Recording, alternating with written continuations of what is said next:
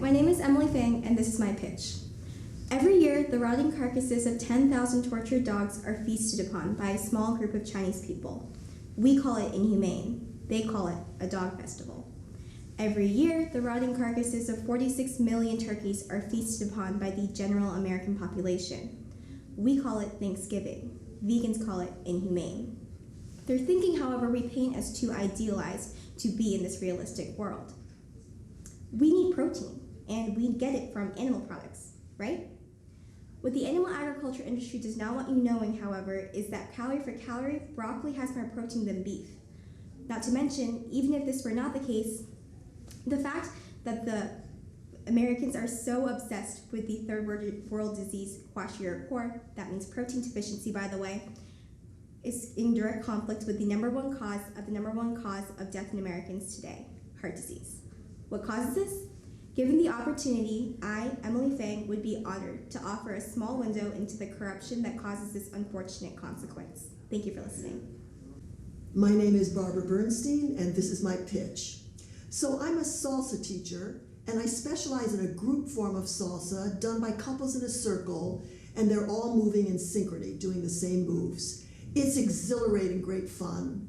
I used to find that if my knee hurt or I didn't feel well that day, when I would go to class, all pain would go away and I'd feel great. And I thought that was magic, until I learned that there's a body of research that shows that group synchronous movement is something that raises pain thresholds and makes people feel bonded to each other.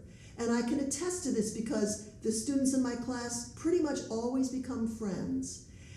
Being bonded to others is very important for well-being because if people feel isolated or are lonely, they have a 30% increased risk of both heart attack and stroke.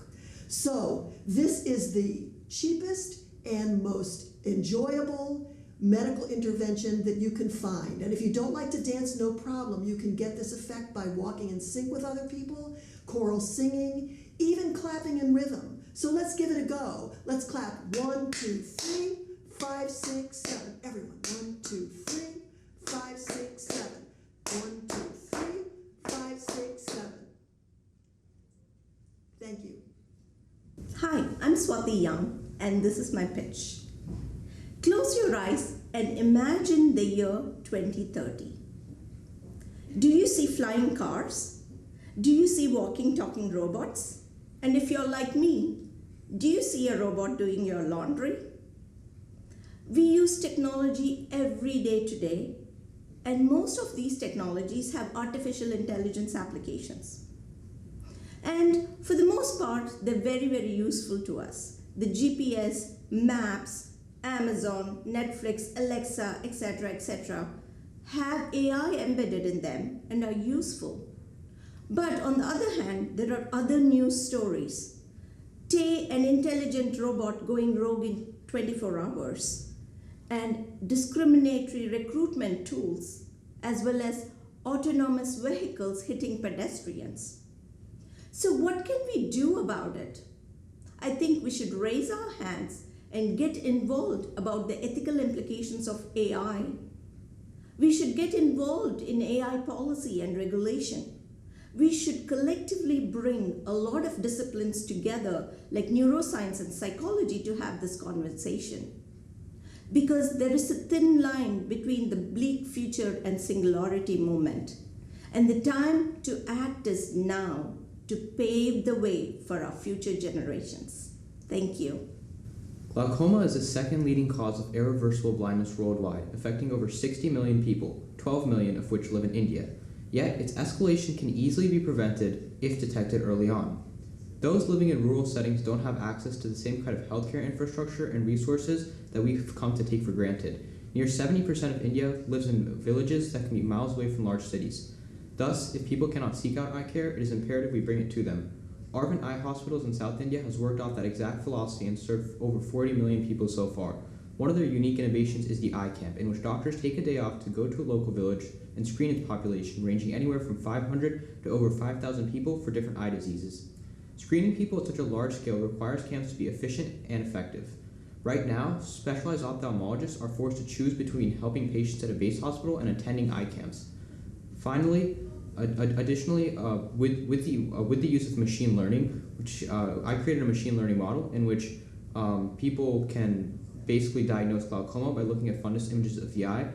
Now we don't need ophthalmologists to screen eye cams. Computers can do it for them more accurately, more quickly. Hello, my name is Sharon Toomer, and this is the message that I would like to share, the idea that I'd like to share with you. This is my pitch. As a journalist and a communicator, I've been really fortunate to document and cover a variety of communities in our society. And I have one important takeaway, an idea that I think will help us to begin to actually solve some of the issues in these communities and also some of the harsh conditions that people are living under. I would like to see us as individuals relinquish all judgment and all preconceived notions or ideas about these communities that we know absolutely nothing about. And until we do that, we will be unable to really address the issues at their core. Thank you.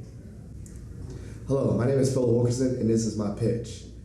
I go skydiving, Rocky Mountain climbing, 2.7 seconds on a bull named Fu Manchu. So that's a song by Tim McGraw, one of my wife's favorites, and it's about live like you're dying. Well, I have a new concept, live like you're planning your own funeral. When you think of your funeral, you think about who's in that room. Who did you have an impact on? Did you matter? Did you make a difference? Did you have a life of significance? So my TED Talk would have been about being a person of significance, leaving an impact, leaving a lasting impression on this world, living every day like you're planning your funeral. Who did you affect? Who did you help? What did your family and friends have to say about you? So I want you to go out there and live your life like you're planning your funeral. Thank you very much. Hi, my name is Ellen Bryan, and this is my pitch. You don't have to have it all figured out. No matter what you've heard when you were a little kid and everyone went up to you and said, what do you want to be when you grow up?